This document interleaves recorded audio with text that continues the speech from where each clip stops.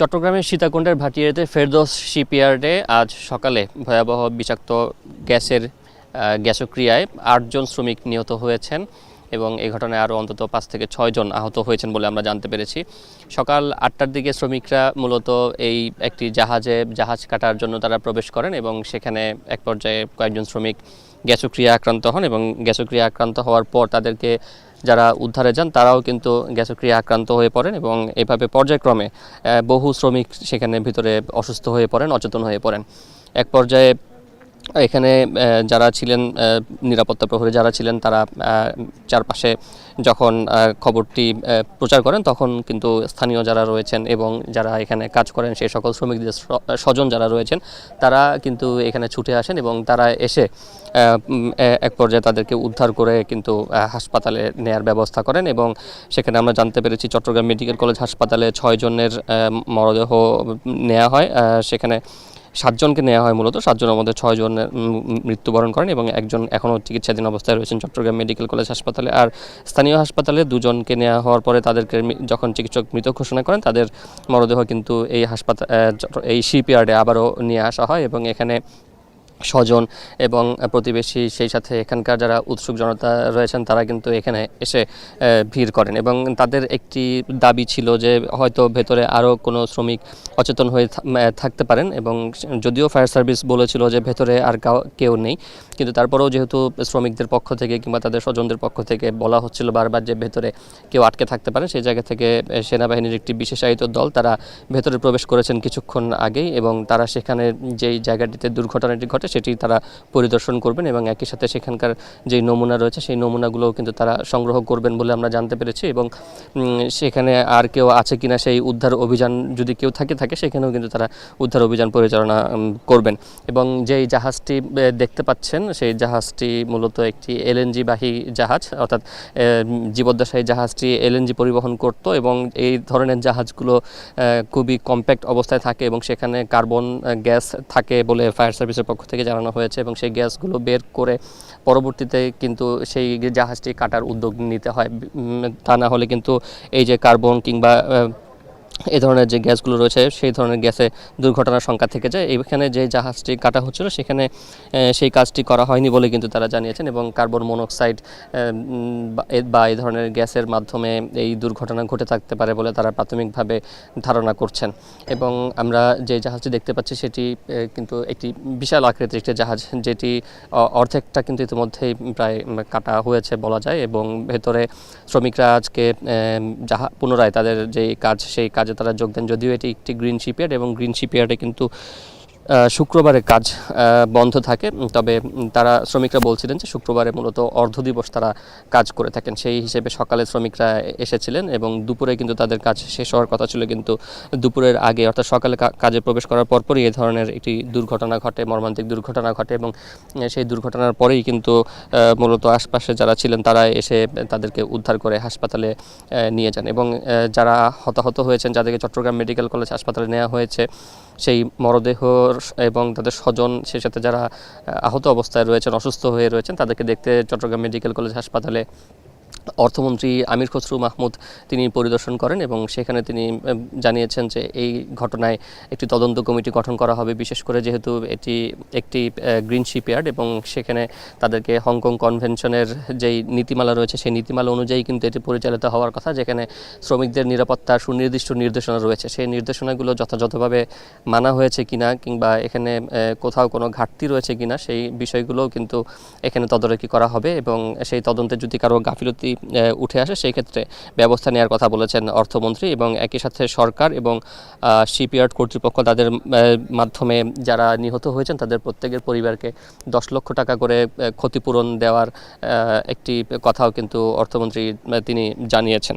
এবং আমরা দেখেছি যে এরই মধ্যে ইন্ডাস্ট্রিয়াল পুলিশ সেই সাথে জেলা পুলিশ এবং র্যাব সদস্যরাও কিন্তু ঘটনাস্থলে এসেছেন এবং ঘটনার পরই বিক্ষুব্ধ শ্রমিক এবং সেই সাথে স্থানীয়রা এই শিপইয়ার্ডের বিভিন্ন স্থাপনায় ভাঙচুর করেছেন এবং সেখানে এটির শৃঙ্খলা কিংবা নিরাপত্তা রক্ষায় আইন শৃঙ্খলা বাহিনী সদস্যদের মোতায়েন করা হয়েছে। আনুষ্ঠানিকভাবে এখনও উদ্ধার অভিযান শেষ হয়েছে সেটি আমরা বলতে পারবো না, কারণ এখনও কোনো সংস্থাই কিন্তু উদ্ধার অভিযান শেষ হওয়ার কথা বলেনি। উপরন্তু আমরা দেখতে পেয়েছি যে সেনাবাহিনীর যে বিশেষায়িত দল তারা ভেতরে প্রবেশ করেছেন এবং তারা তাদের তল্লাশি কার্যক্রম বা উদ্ধার অভিযান শেষ করে আসার পরে ভেতরের কী অবস্থা সেটি নিয়ে তারপরে হয়তো বা আমরা জানতে পারবো যে আসলে উদ্ধার অভিযান বা ভেতরে কেউ আটকা পড়ে রয়েছে কিনা। এবং এ ধরনের গ্রিন শিপইয়ার্ডে মূলত যে ধরনের নিরাপত্তা ব্যবস্থা থাকার কথা, শ্রমিকদের অভিযোগ অনুযায়ী সেই ধরনের নিরাপত্তা ব্যবস্থা এখানে ছিল না। বিশেষ করে তারা বলছেন যারা গ্যাসক্রিয়া আক্রান্ত হয়েছেন তাদের মধ্যে কেউ কেউ কিন্তু অসুস্থ অবস্থায় বের হয়ে আসতে সক্ষম হয়েছিলেন, কিন্তু কিন্তু গ্যাসক্রিয়ায় যারা আক্রান্ত হয়েছে তারা কিন্তু নিজেরা কেউ কেউ মারাত্মক অসুস্থ অবস্থায় বের হয়ে এসেছিলেন, কিন্তু শ্রমিকরা বলছেন যে তাদেরকে সেই মুহূর্তে যদি অক্সিজেনের ব্যবস্থা করা যেত কিংবা যদি অ্যাম্বুলেন্সে করে তাদেরকে হাসপাতাল পর্যন্ত দ্রুত নেওয়ার ব্যবস্থা করা হতো, সেক্ষেত্রে হয়তো বা নিহতের সংখ্যা আরও কম হতে পারত। এবং সেই জায়গাটিতে আমরা তাদের অভিযোগ যে এখানে যারা অসুস্থ হয়েছিলেন তারা শুরুতেই পর্যাপ্ত বা শুরুতে অক্সিজেনের সাপোর্টটি পাননি এবং একই সাথে অ্যাম্বুলেন্সের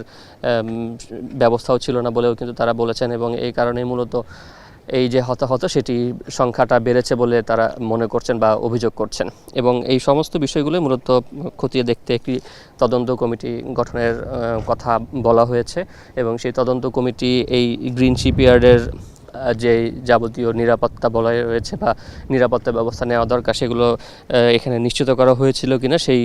বিষয়গুলোই মূলত কিন্তু তারা এখানে খতিয়ে দেখবেন। এবং সেনাবাহিনীর যেই বিশেষায়িত দলটি রয়েছে তারা 5:50 দিকে এই জাহাজটির ভেতরে প্রবেশ করেছেন এবং প্রায় 20 মিনিট অতিবাহিত হয়েছে। তারা এখনও ভেতরে রয়েছেন এবং সেখানে তারা যে জায়গাটি দুর্ঘটনার ঘটেছে সেখানে কিন্তু তারা সেখানকার নমুনা সংগ্রহ করবেন, অর্থাৎ কী ধরনের গ্যাস ক্রিয়ায় তাদের মৃত্যু হয়েছে বা শ্রমিকরা আক্রান্ত হয়েছেন সেটির নমুনা তারা সংগ্রহ করবেন। এবং সেখানকার যেই ব্যবস্থা অর্থাৎ নিয়ম অনুযায়ী প্রথমে গ্যাস বের করে দিয়ে তারপরে জাহাজটি কাটার যেই বিষয়টি রয়েছে সেটি সেখানে কতটুকু মেনটেন করা হয়েছে সেগুলোও কিন্তু এখানে তারা নমুনা সংগ্রহ করবেন। পরবর্তীতে সেই নমুনাগুলো বিশ্লেষণ করে তারা কিন্তু যে ঘটনার প্রকৃত কারণ সেটি তারা জানার চেষ্টা করবেন। এবং আমরা এখানে যারা জাহাজ ভাঙা শিল্পের সঙ্গে জড়িত রয়েছেন তাদের যে সংগঠন রয়েছে সেই সংগঠনের নেতৃবৃন্দ এখানে এসেছিলেন এবং তারাও বলছেন যে এটি নিছক দুর্ঘটনা এবং এই দুর্ঘটনায় যারা ক্ষতিগ্রস্ত হয়েছেন, যে সকল পরিবার স্বজন হারিয়েছেন তাদের পাশে থাকার জন্য যা যা করণীয় তারা সেটি করবেন। এবং সরকারের যে তদন্ত কমিটির গঠনের কথা বলা হয়েছে সেই তদন্ত কমিটিতে যদি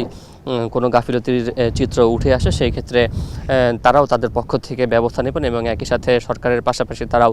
যেই ক্ষতিগ্রস্ত পরিবারগুলো রয়েছে সেই পরিবারগুলোকে ক্ষতিপূরণ দেওয়ার ব্যাপারে কিন্তু তারা তাদের সিদ্ধান্তের কথা জানিয়েছেন, অর্থাৎ তারাও ক্ষতিপূরণ দিবেন। তো এই অবস্থায় আমরা দেখেছি যে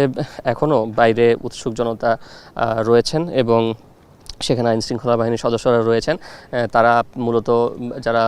ক্ষুব্ধ জনতা রয়েছেন বা স্থানীয় যারা রয়েছেন সে সাথে স্বজন যারা রয়েছেন তাদের দাবি যে ভেতরে আর কেউ এখনও আটকে নেই সেইটির নিশ্চয়তা বা সেটি তারা নিশ্চিত হতে চাচ্ছেন। এবং মূলত সেনাবাহিনীর যেই উদ্ধারকারী দলটি রয়েছে তারা বেরিয়ে এলেই মূলত কিন্তু আসলে সেই ব্যাপারটি নিশ্চিত হওয়া যাবে যে আসলে আর এখানে ভেতরে কি অবস্থা বা ভেতরে কেউ আটকা পড়ে আছে কিনা। এবং আমরা যতটুকু জানতে পেরেছি যে যখন শ্রমিকরা এখানে একে একে অচেতন হয়ে পড়ছিলেন তখন এই শিপইয়ার্ডের কর্মকর্তা সুজন তিনিও কিন্তু ভেতরে তাদেরকে উদ্ধারের জন্য গিয়েছিলেন। এক পর্যায়ে তিনি অসুস্থ হয়ে পড়েছেন এবং সবশেষ ফায়ার সার্ভিসের তথ্য মতে তাকে এখান থেকে উদ্ধার করা হয়েছে এবং তাকে হাসপাতালে নিয়ে যাওয়া হয়েছে। ফায়ার সার্ভিসের বক্তব্য অনুযায়ী ভেতরে এখন পর্যন্ত আর কেউ আটকা নেই বা কেউ সেখানে অচেতন অবস্থায় পড়ে নেই। এবং সবশেষ যেই তথ্য সেই তথ্য অনুযায়ী এই দুর্ঘটনায় সব মিলিয়ে 8 জন শ্রমিক মৃত্যুবরণ করেছেন এবং আহত হয়েছেন বা অসুস্থ হয়েছেন অন্তত 5 জনের মতো, তার মধ্যে একজন গণমাধ্যম কর্মীও রয়েছেন। তো চট্টগ্রামের সীতাকুণ্ডের ভাটিয়ারীর ফেরদৌস শিপইয়ার্ড থেকে এই ছিল আমার কাছে সবশেষ।